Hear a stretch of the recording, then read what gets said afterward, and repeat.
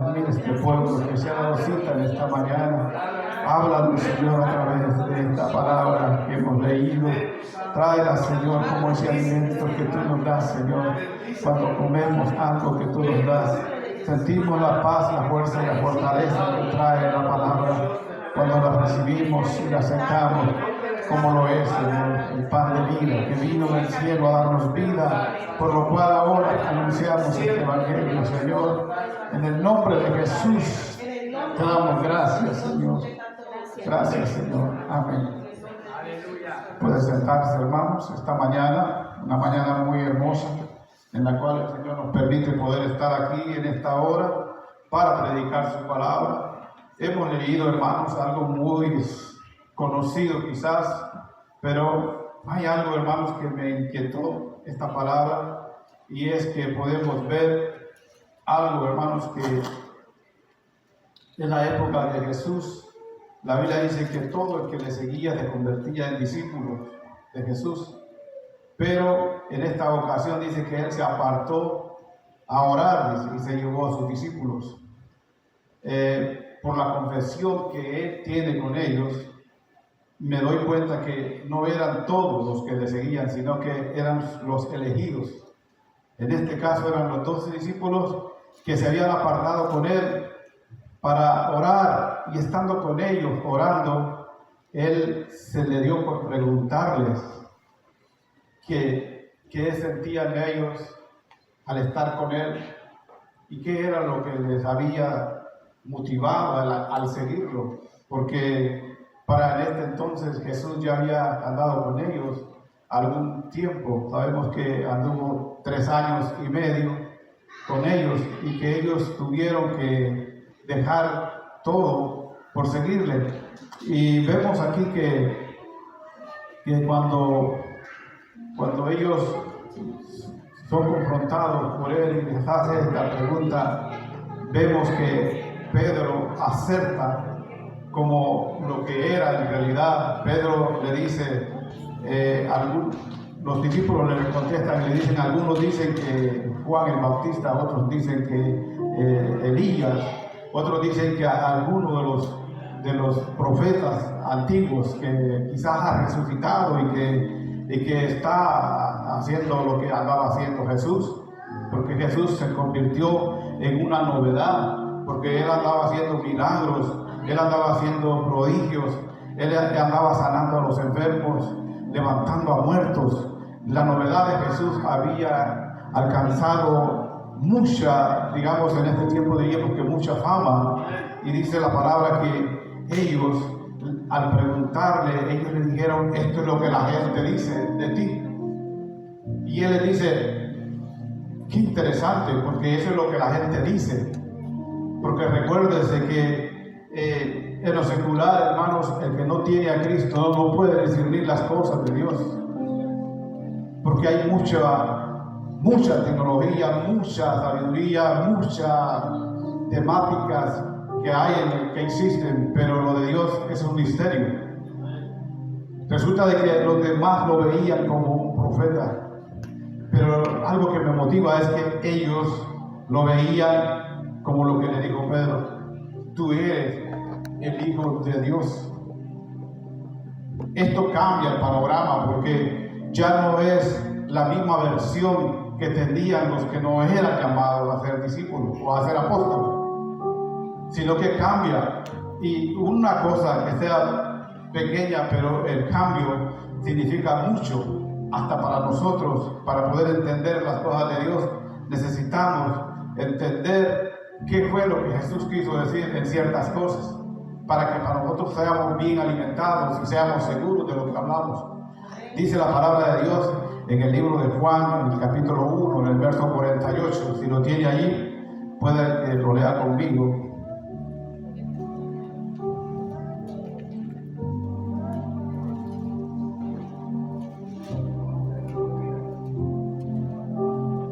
Estoy tratando de introducir esta palabra para poderme hacer entender lo que era.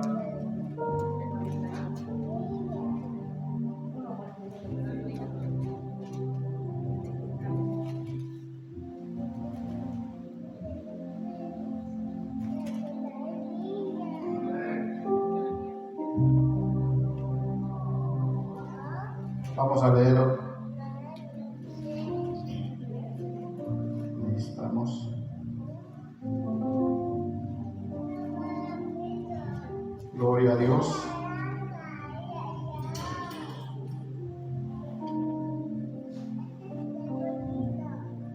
Vamos a leerlo del 43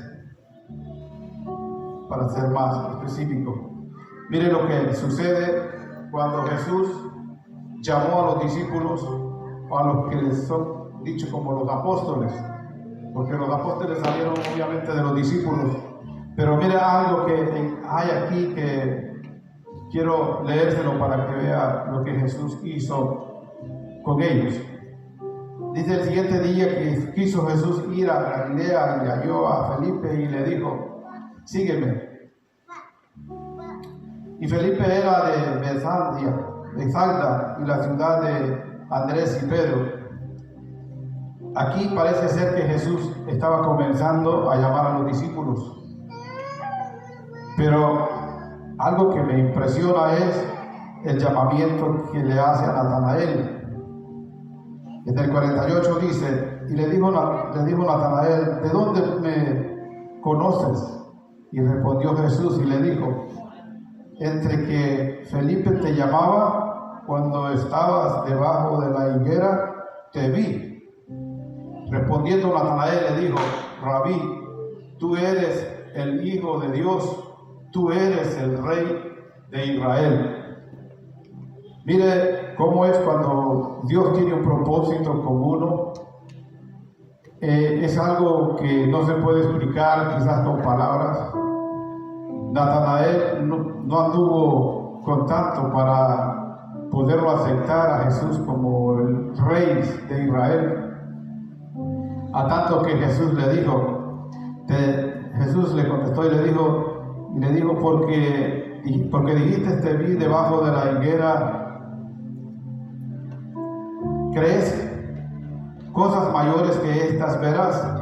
Y le dijo: de cierto te os digo que de aquí en adelante veréis cielos abiertos y a los ángeles de Dios que suben y descienden sobre el Hijo del Hombre.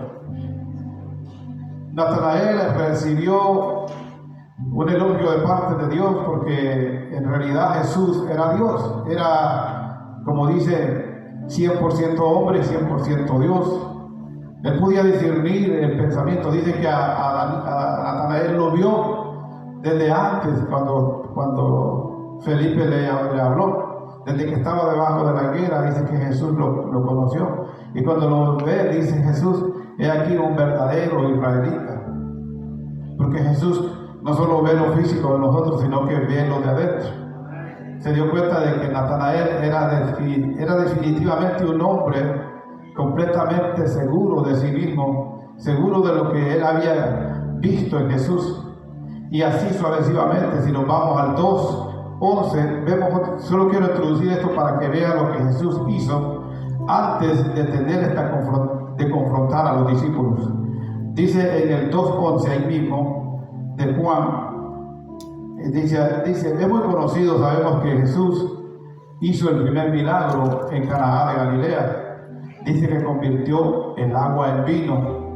Cuando esto sucede, era una boda que se estaba celebrando, y sabemos bien que en las bodas siempre, por lo general, hay mucha gente, porque la gente obviamente se invita cuando va a haber una boda. Y Jesús estaba allí como invitado, y dice que se acabó el vino, y Jesús convirtió el agua en vino. Este fue uno de los primeros milagros que Jesús hizo a la luz de los apóstoles. Yo solo quiero decirle a usted que se haga la idea de lo que es llegar a alcanzar fe como hijo de Dios. Porque usted no puede seguir a alguien si no le ve algo. Para que usted siga a alguien, usted tiene que ver en esa persona algo que usted lo ve que es diferente. Usted no puede seguir a alguien que le dice ser una cosa y ser otra, porque a las primeras, como dicen, de cambio, usted se da cuenta quién es y ya no va a poder seguirlo, porque no va a ser la persona que usted quieren, hasta las niñas, o las jovencitas, los jóvenes, cuando están en su noviazgo y si ellos quieren algo formal, tienen que tener esa parte en la mente que sus padres les dicen. Tienes que fijarte cómo es, cómo se comporta, cómo trata a sus padres, cómo trata a la gente, porque eso que lo vas a necesitar. Es bien interesante que todo esto es necesario que lo tengamos. Y Jesús estaba dando esta enseñanza a los discípulos en esta conversación que tiene con ellos. Dice la palabra que cuando esto sucedió, Jesús quería que a través de estos milagros y a través de todos estos prodigios que Él hacía, los discípulos cobraran fe, una fe extraordinaria que llegara a mover, digamos, cosas grandes, porque en una ocasión los envió y dice que vinieron contentos a Él y le dijeron: Jesús, estamos contentos de que hayamos ido a predicar tu palabra, porque los demonios se sujetan, los enfermos son sanados. Y Jesús les dijo: no os alegréis porque eso acontezca, más bien alegraos porque su nombre esté escrito en el libro de la vida. Porque es importante, hermanos, porque voy a ir dando a ver cómo le voy explicando lo importante que es para nosotros tener al Señor, no solo ayer, no solo ahora, sino que tenerlo todo el tiempo con nosotros. Porque es importante que esto que el Señor les estaba dando a entender a ellos era de que habían elegido bien al andar con Él, porque se estaban alimentando de lo que Él estaba haciendo en aquel lugar. Dice que caminó por muchas ciudades, Samaria, Judea, Jerusalén, todos los lugares donde Jesús iba. Los enfermos los traían a Él, Jesús los sanaba y los discípulos eran testigos. En una ocasión alimentó a 5,000 personas. Los discípulos solo andaban unos pescaditos que eran bien pocos. Y todavía preguntaban a Jesús: ¿cómo le vas a dar de comer? ¿Por qué no los envías a los lugares para que coman? Y Jesús les dijo: dale vosotros de comer. Todo esto hizo que los discípulos crecieran en fe, de tener a un Señor como Pedro lo dijo acá.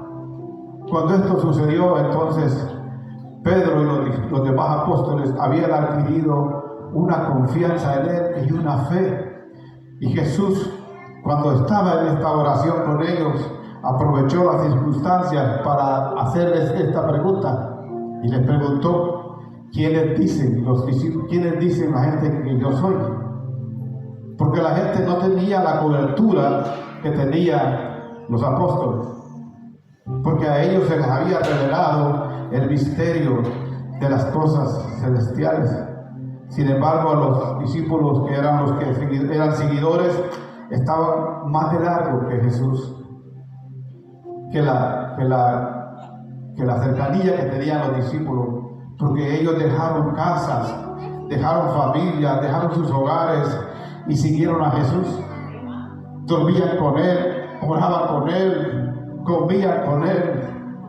La palabra dice que los doctrinó por 3 años y medio.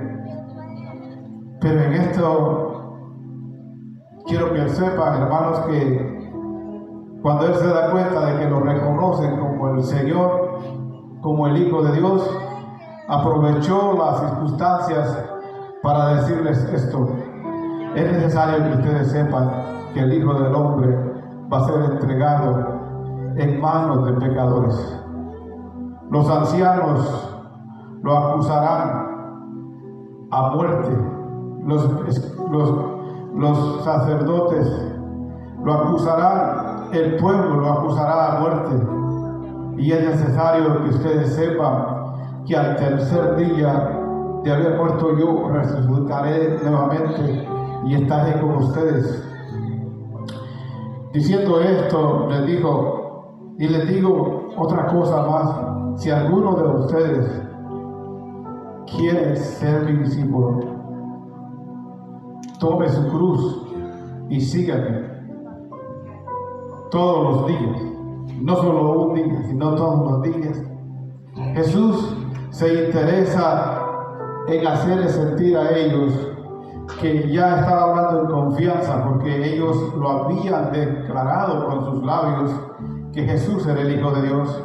Solo necesitaban saber ellos el precio que Él iba a pagar por lo que ellos habían recibido y por lo que alcanzarían a través de ellos.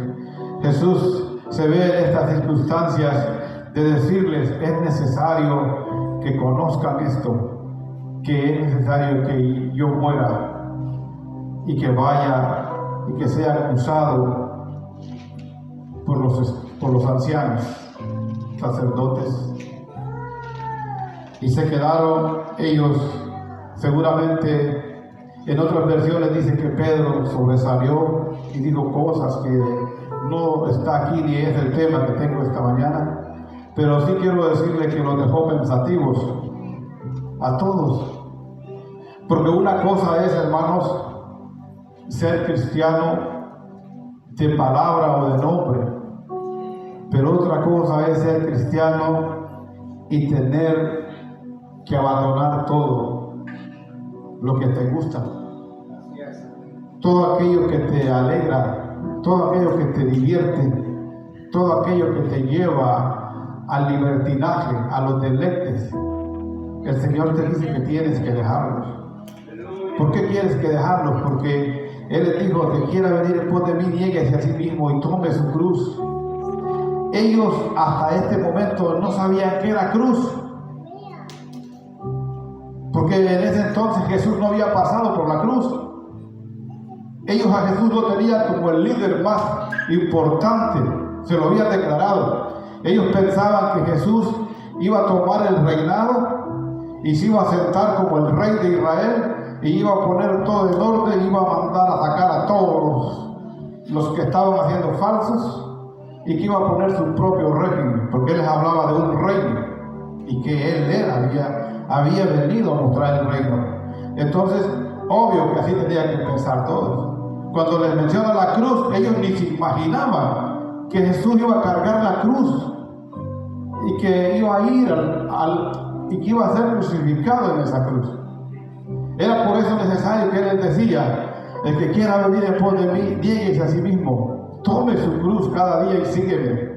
O sea, con la diferencia de que no la cargamos como la cargó Él, pero Él la cargó a la luz de los hombres, para que no dijéramos o tuviéramos excusas de qué cruz nos estaba hablando. Jesús se negó a sí mismo, siendo el Hijo de Dios, habiendo podido rechazar la cruz. Él se hizo obediente hasta la muerte y la cargó. Cargó la cruz por amor a nosotros. Él la llevó hasta el último momento y fue crucificado en esa cruz para que nosotros fuéramos salvos. Pero los discípulos hasta este entonces no sabían de qué les hablaba de cruz. Por eso, hermanos, en este mismo versículo de Lucas, volviendo de nuevo donde estábamos, aleluya, gloria a Dios.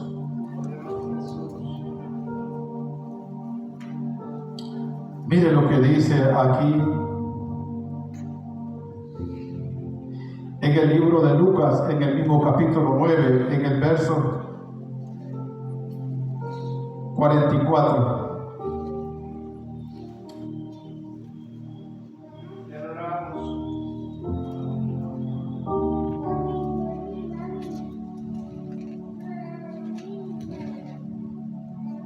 Mire, hermanos, como el Señor trata con uno por medio de su palabra. Dice que Jesús en el 44 dice que, para darle el contenido, vamos a leer del 43, y dice: todos se admiraban de las grandezas de Dios, y maravillados de todas las cosas que hacía, dijo a sus discípulos: haced que os penetre bien en los oídos esta palabra, porque acontecerá que el Hijo del Hombre será entregado en manos de los hombres. Mas ellos no entendían esta palabra, pues les estaba velada para que no la entendiesen, y temían preguntarle sobre estas palabras. Esta palabra que está aquí, Jesús, como había tenido la primera conversación, otra vez les anuncia que Él tenía que morir, y les dice aquí: abran bien sus oídos, porque es necesario que esta palabra ustedes la tengan en la mente, la recuerden, porque la van a necesitar. Y dice que ellos no entendían, porque su mente estaba velada, dice, o sea, no estaba a su alcance en ese momento. Una, porque ellos no habían visto de qué se trataba la cruz. Simplemente les estaba hablando de una cruz, pero no sabían discernir qué era esa cruz. Pero Él les dice que abran sus oídos, porque les estaba diciendo que Él iba a ser entregado en manos de pecadores, en manos de los hombres. Y Él quería que ellos estuvieran conscientes de que Él un día iba a ser quitado de ellos, y que iba a morir, y que iba a resucitar el tercer día.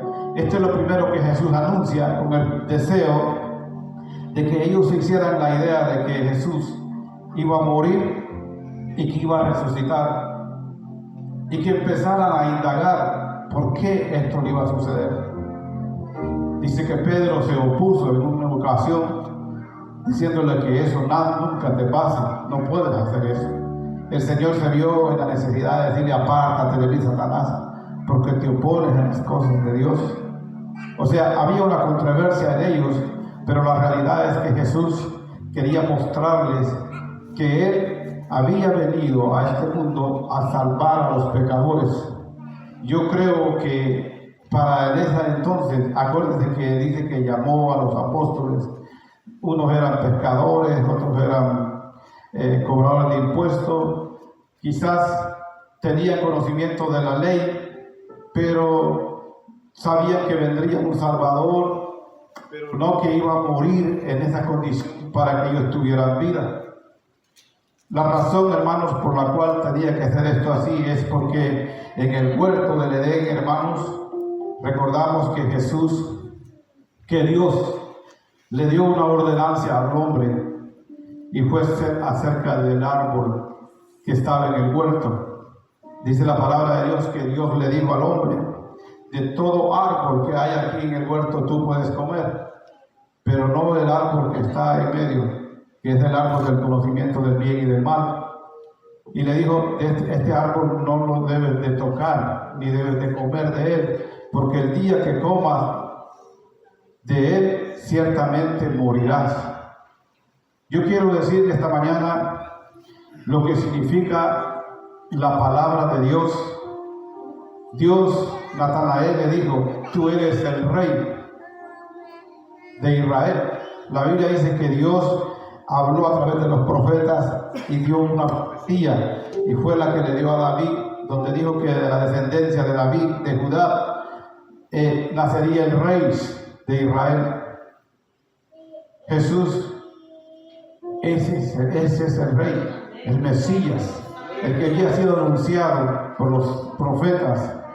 Jesús, a David se le prometió que de su descendencia saldría el rey que gobernaría a Israel. Es por eso que cuando el hombre desobedece en el huerto del Edén, el pecado y la maldición cayó sobre Adán. Y dice la palabra que a partir de lo que Adán hizo, la muerte reinó sobre la humanidad. Haga caso que antes que Adán pecara, todo estaba a favor de él en el huerto. Él no tenía que trabajar, no tenía que hacer nada, solo tenía que meter mano y bajar los frutos y comer. Todo estaba ahí para él, y obviamente para su mujer. Estaba todo a las manos de ellos. Pero había una palabra de un rey, que es Dios, el Rey de Reyes, que le había ordenado que por ninguna cosa comiese del árbol que estaba en el huerto, el árbol del conocimiento del bien y del mal. Se lo advirtió que el día que lo comiera, moriría. Pero ya sabe cómo es el hombre. Dice la palabra que el hombre comió. Al comer esto, la palabra que Dios había dado se tenía que cumplir. Porque si le había dado todo, ¿cómo no estar agradecido con todo lo que le había dado? ¿Qué necesidad había de tocar lo prohibido? Pero como lo tocó, las consecuencias vinieron.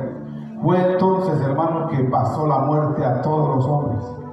Aquí no hay nadie que haya venido a este mundo y que pretenda no haber pecado. Todos somos pecadores delante de Dios, y es por eso que nadie se puede salvar por ninguna obra que pueda hacer. Nadie puede tener una comunión con Dios si no era por medio de Jesucristo. Cristo era el mediador, era el único ser santo que podía abrir esa puerta para que nosotros tuviéramos comunicación con Dios. Es por eso que Cristo viene. Por eso los discípulos no entendían. Ellos solo entendían lo más lógico, que era que el rey estaba con ellos y que ellos esperaban ver ese reino hecho realidad sin tener que hacer nada. Pero la Biblia dice que la paga del pecado es muerte. Y entonces, ¿quién iba a morir por ese pecado? Si moría uno como nosotros, aunque muriera, pero el pecado iba a continuar. Porque tenía que morir alguien que no hubiese pecado para que la muerte fuera válida. Tenía que morir alguien que no hubiese pecado. Por eso es que en el tiempo de la ley llevaban los cristianos o el pueblo de Dios, llevaban un cordero delante del sacerdote para que el sacerdote degollara ese cordero y que la sangre de ese cordero fuera derramada en el altar para que aquella familia fuese perdonada de sus pecados. Aquel cordero inocente pagaba el precio por la familia que llevaba ese cordero como ofrenda para que ellos pudieran tener ese perdón. La Biblia dice, hermanos, que nadie podía pagar este precio.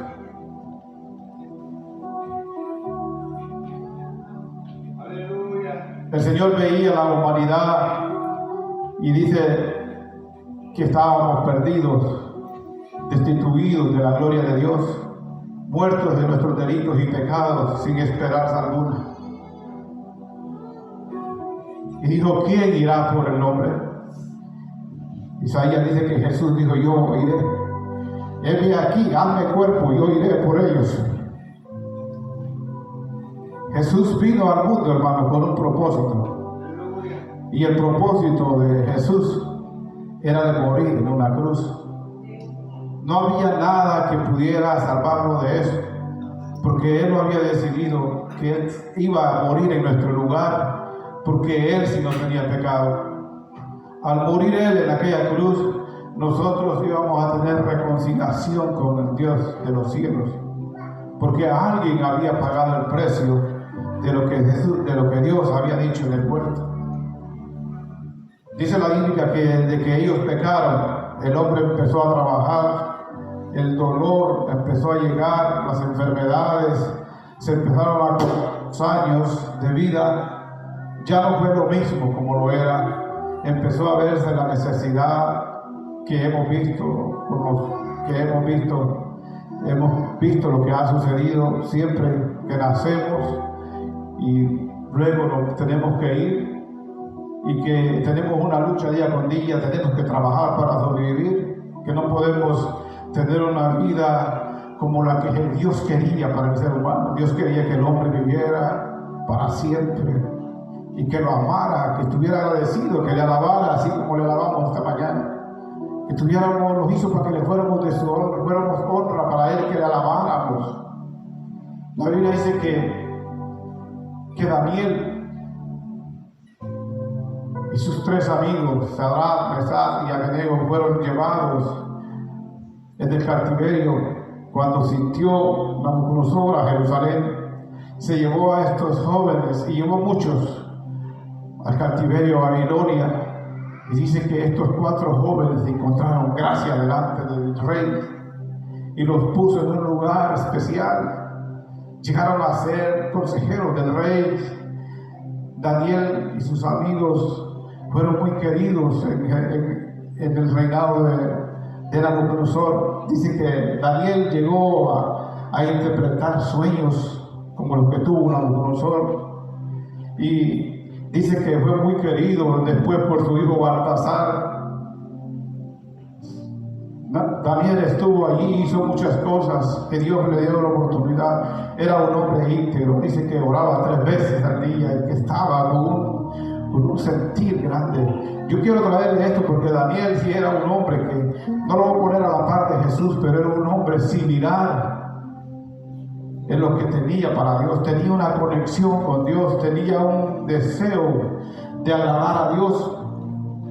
Y dice que de tanto que él era, que en el reinado del rey Darío, dice que el rey Darío lo consideró que era tan agradable quizás a él por todo su legado, que Darío seguramente que investigó de Daniel, y dice que decidió ponerlo como el gobernador de todas las provincias de Babilonia. Pero dice que tenía 120 atrapas, y los consejeros, capitanes y contadores del reino estuvieron en desacuerdo con Daniel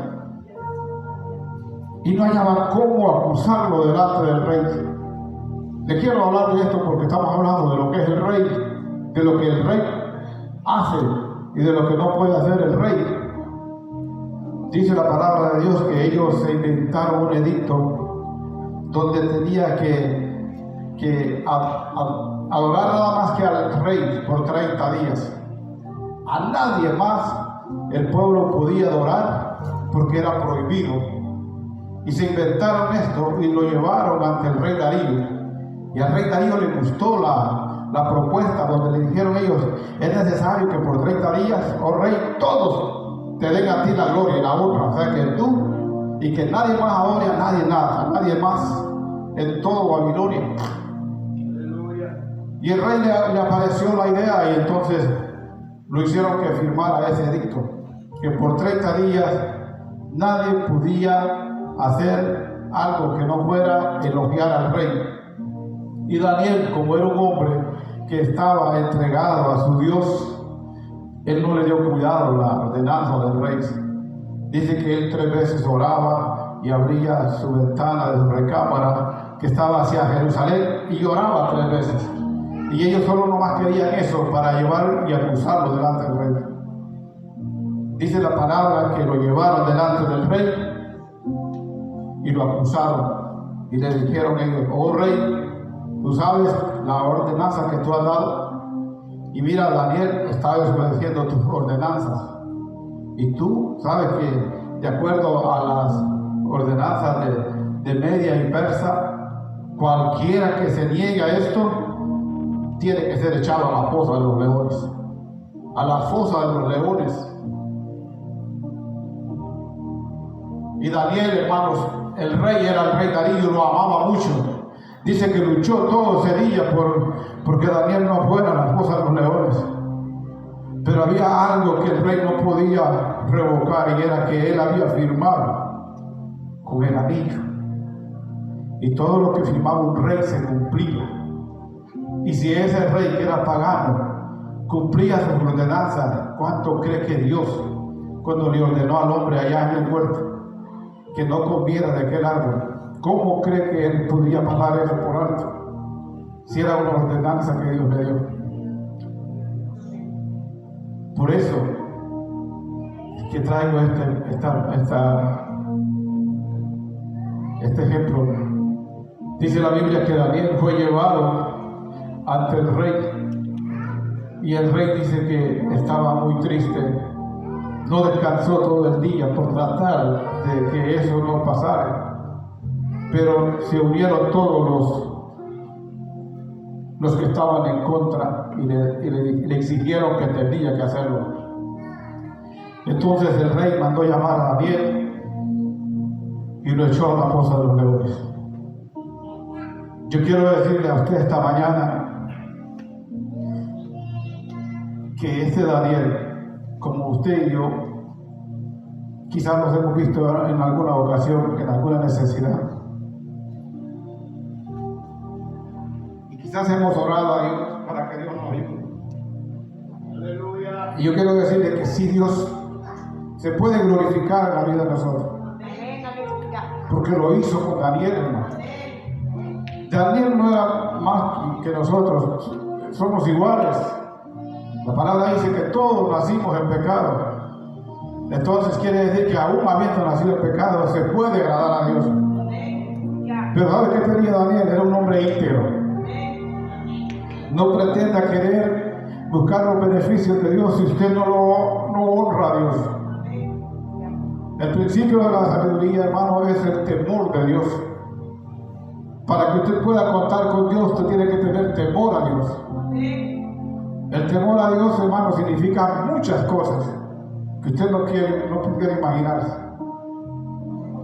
Conocido también como negarse a sí mismo, tomar esa cruz, no literalmente la cruz, sino en tu mente, en mi mente, saber que Cristo llevó una cruz. A la luz de los hombres la llevó. ¿Cómo no la vamos a llevar nosotros?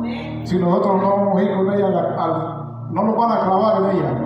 Simplemente nos sirve para que nos recordemos que tenemos que cargar la cruz. La cruz es la que nos recuerda la victoria que Cristo tuvo en ella para con nosotros. Él nos libertó el día que estuvo en la cruz. Dice la palabra de Dios que Daniel fue echado a la fosa de los leones. Dice que el rey no durmió esa noche. Triste, el siguiente día se levantó y dice que fue a la fosa y le habló a Daniel y le dijo: Daniel, el Dios a quien tú sirves te ha salvado de la fosa de los leones. Y Daniel le contestó: sí, vive mi rey, le dijo. Aleluya. Aquí estoy. Los leones no me hicieron nada, porque el ángel, Dios envió un ángel y tapó la boca de ellos. Parecían chihuahuitas delante de Daniel. Tremendos leones, tenían la boca tapada. El Dios del cielo se glorificó en Daniel y lo salvó de los leones. Dice la Biblia que el rey mandó sacar a los leones y a los hombres que tiraron a Daniel. Dice que en el aire iban cuando los agarraron los leones. Estaban muertos de hambre. Y Dios, a la luz de ese entonces, mató a todos los que echaron a Daniel a la fosa de los leones. Y pudo ver Daniel la victoria que Dios le dio. Ahora mi pregunta es: Daniel en sus oraciones quizás clamaba y decía: Señor, yo sé que tú puedes librarme de los leones. ¿Cómo se sentiría usted y yo que le diéramos Benedicto que lo van a meter en un lugar, por ejemplo, quizás la silla eléctrica o algo por el estilo? ¿Qué diría? Diríamos: Señor, si morimos, lo vamos contigo, pero si tú puedes salvarme, me puedes salvar. Esta debe haber sido la oración de Daniel, y Dios lo oyó y lo escuchó. Pero vayámonos a la oración de Jesús. ¿Qué cree que Jesús decía en la oración? Podía decirle Jesús al Padre: sálvame de estos hombres, si Él había venido a eso. ¿Cómo ven las dos cosas? Mire, nosotros tenemos la oportunidad de clamar y que Él nos pueda salvar. Sin embargo, Jesús no podía decir lo mismo.